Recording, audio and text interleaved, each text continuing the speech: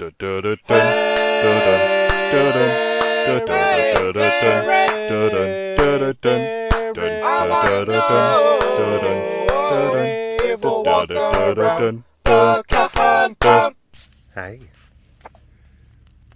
Hello.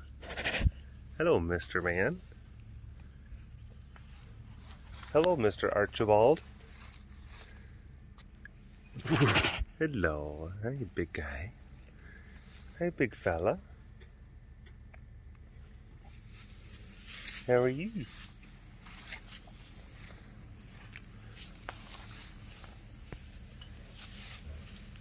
Ooh, feeling good. That's good. And then she got some horsey. Got some horsey earlier. Some pretty good stuff. Some of the good stuff.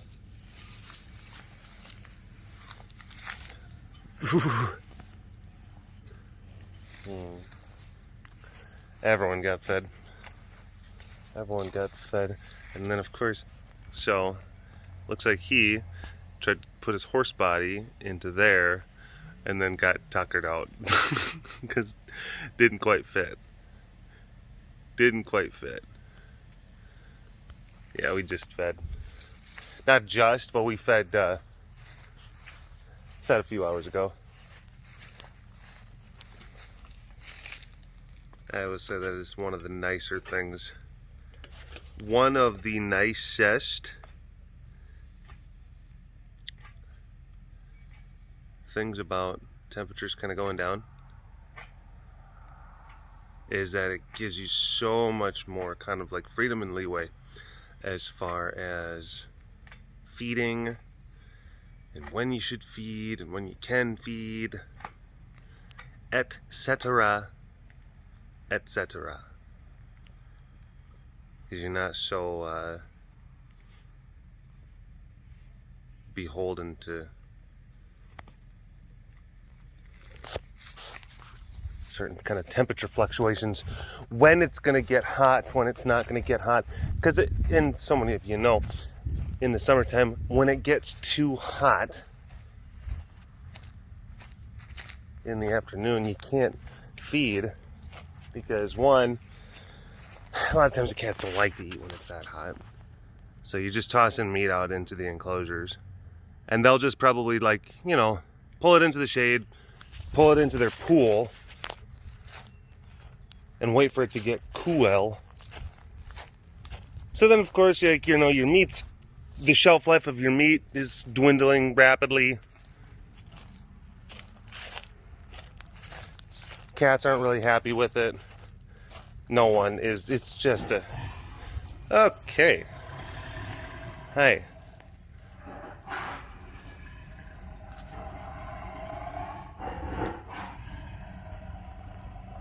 There we go. Okay. Leave her alone. Excuse you. Okay. I thought that we were working to avoid one of those outbursts, but I was wrong. And when it's cooler outside, you're not messing with the shelf life of the meat, and the cats are comfy enough to just kind of eat whenever. So as soon as you give them the food, they're just like, yeah, it feels right. It feels like, that's the thing. They go, dinner time for them, all based on feeling. Hey, does it feel like dinner time yet? I don't know. It doesn't feel like dinner time. Well, don't you have a clock and everything? Like, we don't use clocks here. Hi, baby. But yeah, in the spring, in the fall, in the winter, a lot of times, it always feels like dinner time. In the summertime, dinner time feels, the feeling of dinner time is limited to a small window. So that's the whole thing.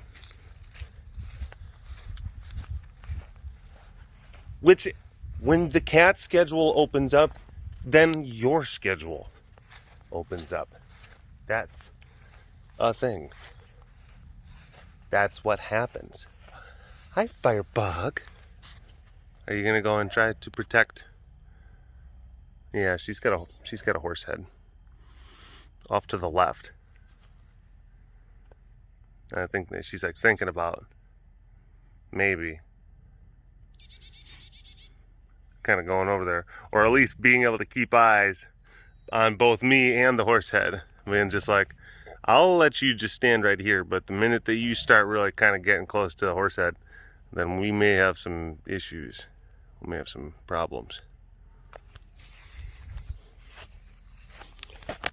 Hello, all you big cat lovers out there. It's me, Derek, again. Welcome to another super duper fantastic episode of the Walk Around the Compound webcast. Hi. Hello. Yeah. Oh, no. Technically, it's green and gold. You know, so. Oh, the Packers. Oh, they lost again. Oh, no. Oh. 2 weeks in a row. I suppose. And lost to the Vikings.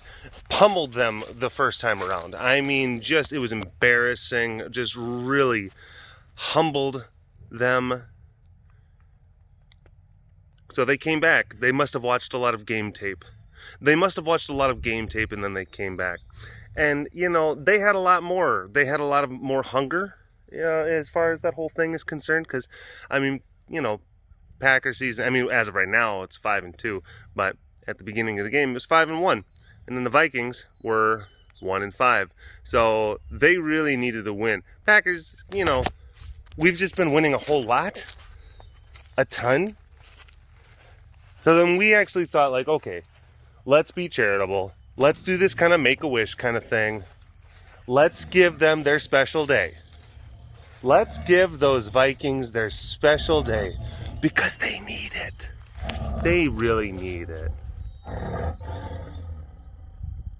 That's just how nice we are.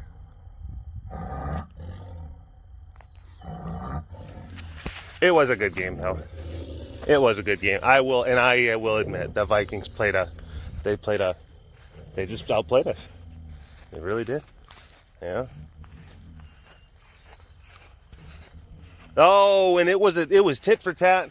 I gotta say, Packers did good first, second quarter, and then basically decided to take the third quarter off. They decided to take the third quarter off, and then someone, like, a producer, whispered and said, like, you guys are playing a football game in the fourth quarter, and then they were all just like, ah, crap. And then they started playing again, and it turned out, like, they could have, oh my gosh, it came down to the very last little bit. They could have actually won. They could have won. You know, O-line didn't hold the pass rush good enough. Aaron Rodgers got sacked, forced a fumble, and then it was over. You know, you're sitting there thinking like, oh, this is going to be one of those last-minute comebacks that the Packers are so well known for. Which is so anxiety-inducing. I gotta say, the Packers are probably the most, like, anxiety, as the Packers of the last 10 years, probably the most anxiety-inducing team, maybe in, like, all of professional sports. It's terrible.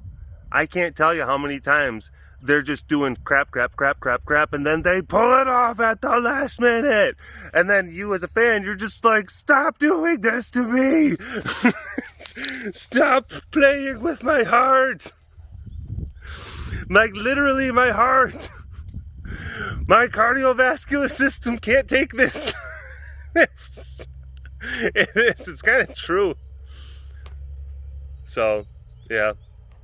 And of course, you've seen it so many times, so you're thinking like, all right, well, this might be one of those days. It wasn't. You know, win some, you lose some. Actually, for the Packers, you win a lot and then lose a few. So that's just how that goes. Anyway, good game, Vikings. Blech. You decided to move corners. Princess's corners.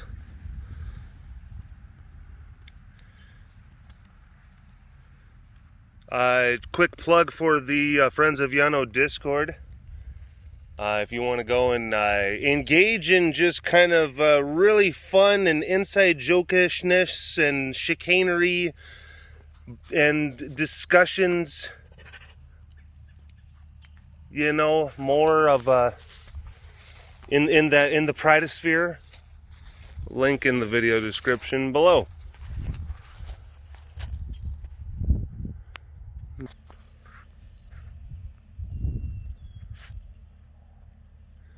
Hi, Volvo. Look at him. Nom.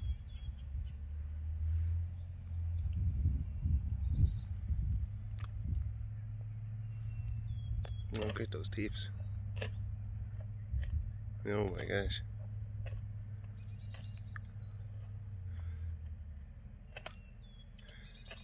He's actually like using, like as of right now, he's using like the right side of his mouth. He's actually pressing the meat up onto the right side of his face.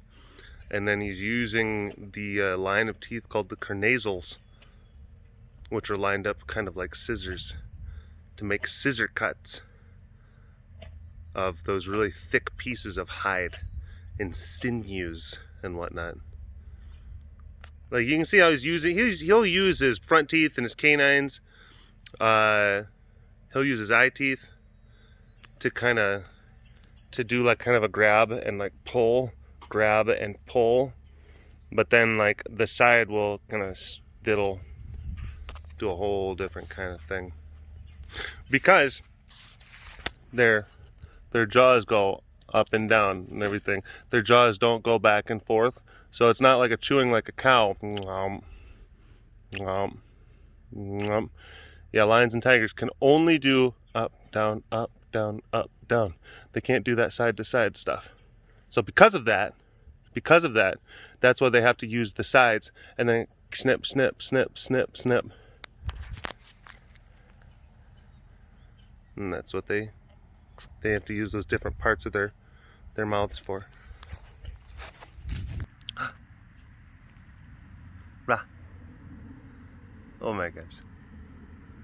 Handsome.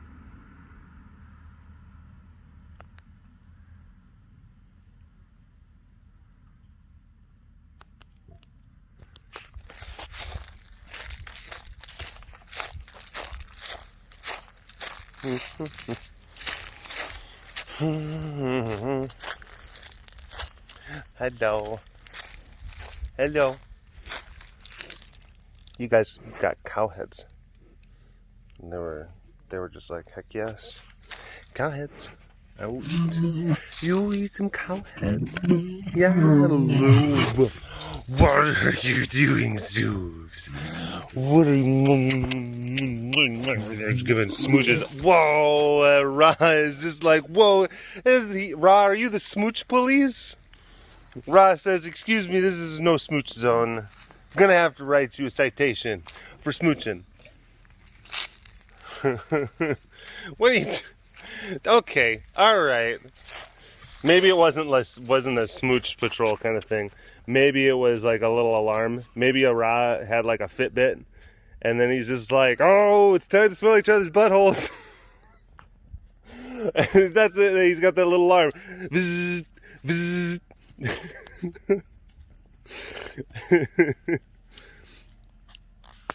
Oh, 12 past the hour. Yep. That's when they do that activity. Always on the 12s. Butts on the 12s. These, lions, they just have different... Their society is very complex. Very unique. Okay. There's Boomer. Boomer doesn't want us to come over. He's got his horse head. And look at it, he's hugging on it. He's like, this is my horse head, get away. And he has no ears. If you can, yeah, you can see. His ears are now missing. Cheapers. We have a similar phenomenon going over here. Slade's in his lockdown. Currently hugging onto another horsey head, very large one. And this is as close as I'm gonna get. Hi, bud. That's the hair. And is like, as soon as he got it, he just pulled it all out. Pulled it all out of the head, and then just put it off to the side. So, yeah, that he wanted to make it bald first before he ate it.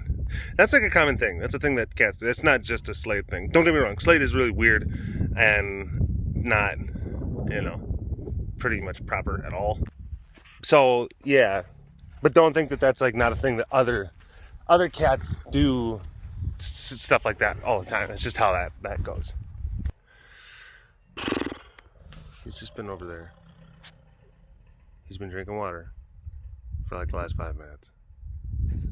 And I can't go into the center portion because the boomer's already like he's still growling at me just standing over here. So I have to wait for Ezra to get done drinking water. Ezra.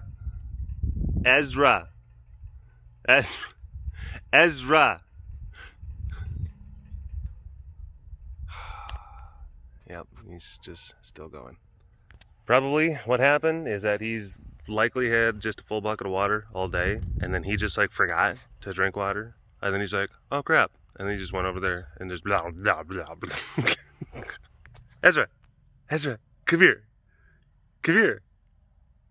Oh my gosh, you've been taking so much time. Get over here.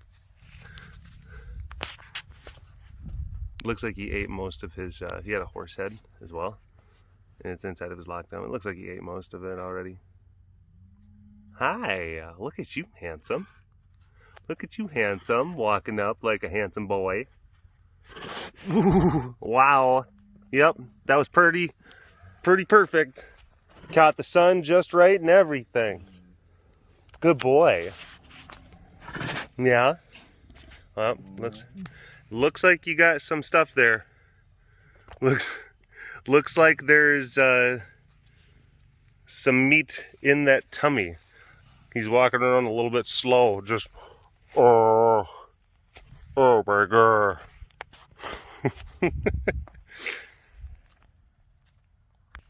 It's like you know how you'd feel after you get done at one of those all-you-can-eat buffets. You know, before all of the pandemic made everyone, you can't ladle your own potatoes, I think how a lot of those buffet places have gotten along, though, is that now they just have like a buffet concierge. They have a buffet team, and then you just hand your plate and be like, give me 3 scoops of mashed potatoes. Hi. And then they give you like, what you would consider maybe like 2.2 scoops. And you're like, I said 3. I've seen that. I remember they do have like a little salad bar thing over at like Jason's Deli. And then they didn't have people actually going there to actually scoop their own salad. And you had to like, say like, hey, could I get this and this and this? Which adds extra steps and it sucks. But it's like, look, they're trying to do their best. Considering the circumstances. But I have to think that type of model is probably something that exists in other, buffet style restaurant-ish kind of whoa. But I imagine that basic model where you have like, your buffet concierge, and then you have to kind of, there's a middleman. There's a middleman between you and potatoes, basically. And I have to admit, I have to guess. I would bet money on it that there have been some arguments. That there have been quite a number of arguments over portion sizes. There has to have been. Whoa, Jesus. Oh my gosh, I'm so sorry. Hi. Okay. Jeez. Man. I'd take you to Golden Corral anytime soon. But you have to think, this had probably, some old country buffet guy goes out, he's like, I would like some mashed potatoes. And then, the 19-year-old employee is like, you know, take a scoop and like, boop, here you go, sir. And then the person is like, I don't really consider this to be a scoop. Please give me more mashed potatoes, please. I'm sorry, sir, but it's our policy that you have to make sure. I said give me more mashed potatoes. Damn you, coronavirus. You know, it's like one of those kind of the unforeseen. Yes, there's been a lot of like different things that have happened. You know, people's lives and livelihoods have been gravely affected. But then there's also those weird, you know, little, oh yeah, that's probably a thing that got affected too. Which in the grand scheme of things, trust me, portion sizes at the buffet, not the worst, not the most dire of circumstances, but it, you know, it can make you feel crummy in the moment. And chalk it up. Chalk it up to the things that we've had to sacrifice. Just as a collective. As a collective. All right. All right. Let's go see some limbs. Let's go see some limbs, and then I'll sign off. And I gotta go and film a fancy cast for the Patreon people. For the Patreon people. All right. Thank you for watching this episode of the Walk Around the Compound webcast. Hashtag Dorbist Award in the comment section below. Like and subscribe for all of your big cat goodness. And if you want to learn more about the facility around me, you can always visit the website carerescuetexas.com for more information. And I'll see you folks next time. All right. Bye-bye.